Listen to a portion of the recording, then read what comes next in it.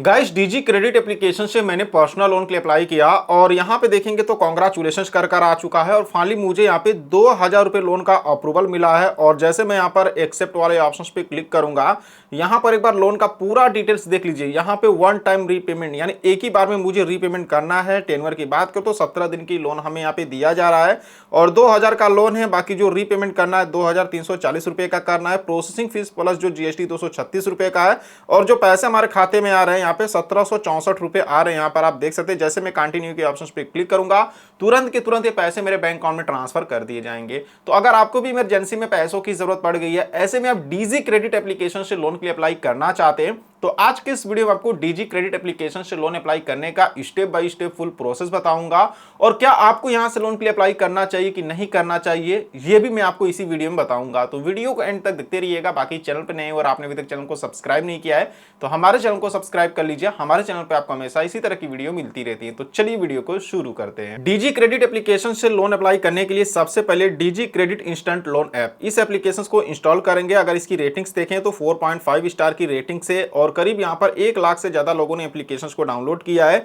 और अगर आप इसके अबाउट को ओपन करेंगे तो यहाँ पे देखेंगे इनका कहना है कि 1000 से लेकर 50,000 रुपए तक का लोन ले सकते हैं। रीपेमेंट पीरियड तो ये 62 दिन कह रहे हैं, लेकिन यहाँ पे 17 दिन की लोन दिया जाता है। मतलब मान के चलिए ये एप्लीकेशन आपको 7 डे या फिर मैक्सिमम 30 या 35 दिन की लोन देंगे, उससे ज्यादा लोन यहाँ पे नहीं देने वाले हैं।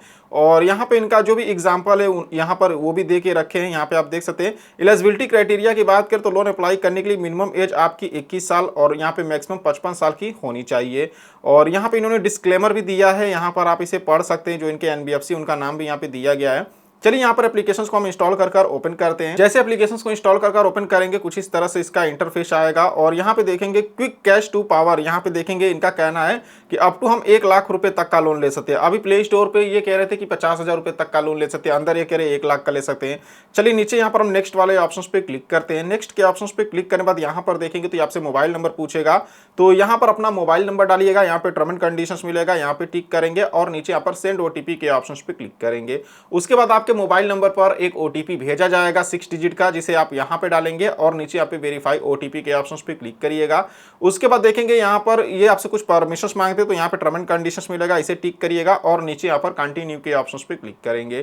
कंटिन्यू के ऑप्शंस पे क्लिक करने के बाद यहाँ पर देखेंगे तो आपसे रिकॉर्ड वीडियो और पिक्चर्स की परमिशंस मांग रही है, तो यहाँ पे विल यूजिंग ऐप यहाँ पर क्लिक करके सारे परमिशंस को अलाउ करेंगे। अलाउ करने के बाद देखेंगे कंटिन्यू और जर्नी, तो यहाँ पर कंटिन्यू का ऑप्शन मिल जाएगा, आप यहाँ पर क्लिक करेंगे। क्लिक करने बाद यहाँ पर देखेंगे तो यहाँ पे लोन का डिटेल्स आ रहा है। सबसे पहले ये लोन का पर्पस पूछ रहे हैं, यानी आप किस पर्पस किस रीजन से लोन ले रहे हैं, तो यहाँ पर क्लिक करेंगे। क्लिक करने के बाद यहाँ पे देखेंगे तो जो भी लोन का पर्पस है यहाँ पर आपको देखने को मिल जाएगा। तो इसमें से कुछ भी आप सेलेक्ट कर सकते हैं, जैसे एजुकेशन के लिए ले रहे हैं या मेडिकल इमरजेंसी है या वेडिंग के लिए, मतलब जिस रीजन से लोन ले रहे हैं यहाँ पे सेलेक्ट करेंगे। जैसे कि हमें यहाँ पे इमरजेंसी यहाँ पर है तो हमने यहाँ पे सेलेक्ट कर लिया। यहाँ पे लोन का अमाउंट पूछ रहे हैं कि आपको कितना का लोन चाहिए, जैसे 5,000 10,000 जितना का लोन चाहिए यहाँ पर लोन अमाउंट डालेंगे। लेकिन देखिए ऐसा जरूरी नहीं है, अगर आप यहाँ पे 5,000 रुपये डालते हैं तो जरूरी नहीं कि आपको 5,000 का ही अप्रूवल मिलेगा, हो सकता है आपको 1,000 का ही अप्रूवल मिले। तो ये आपकी एलिजिबिलिटी के ऊपर डिपेंड करेगा। यहाँ पर अपनी ईमेल आईडी डालिएगा, यहाँ पे लोकेशन डिटेल्स मांग रहा है तो यहाँ पे अपने एरिया का पिन कोड डालेंगे जहां पे आप रहते हैं। यहाँ पर अपने सिटी का नाम डालिएगा, यहाँ पे स्टेट का नाम डालेंगे। रेसिडेंस टाइप पूछ रहा है, अभी आप जहां पे रहते हैं जिस घर में रहते हैं वो घर आपका खुद का है या फिर कंपनी ने दिया है या फिर रेंट पे लेके रहते हैं, तो वो आप यहाँ पे सेलेक्ट करेंगे।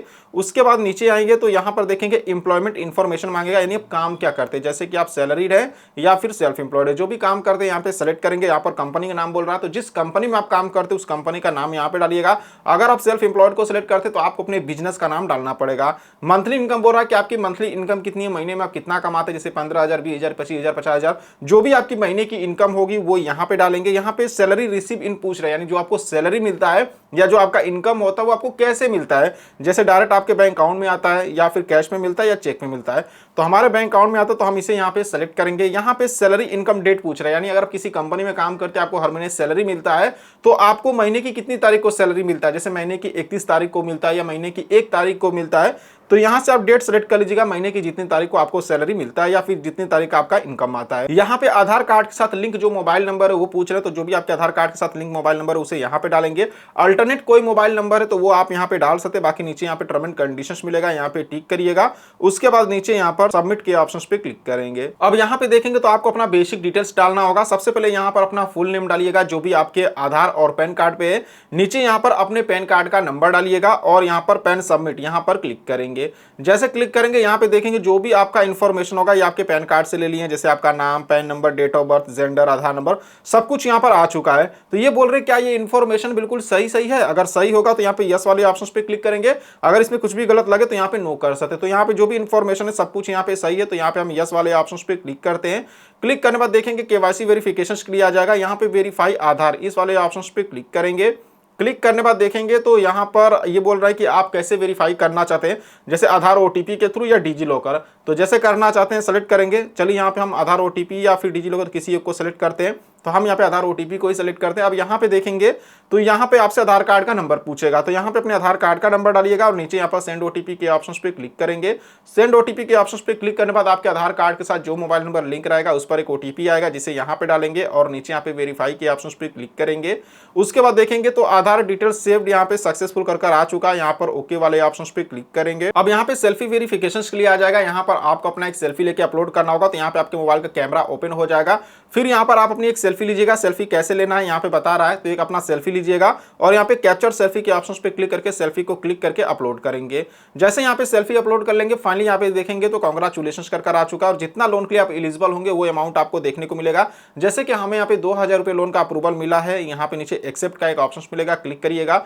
क्लिक करने के बाद देखेंगे तो वन टाइम रीपेमेंट यानी एक ही बार में मुझे रीपेमेंट करना है और 17 दिन की लोन दिया जा रहा है। और अप्रूव अमाउंट में देखेंगे 2000 का लोन है और रीपेमेंट में यहाँ पे 2340 रुपए का रीपेमेंट करना है। प्रोसेसिंग फीस प्लस जीएसटी यहाँ पे 236 रुपए का है और रीपेमेंट डेट यहाँ पर देख सकते जो पैसे हमारे खाते में आएंगे 1764 यानी 1764 रुपए आएंगे।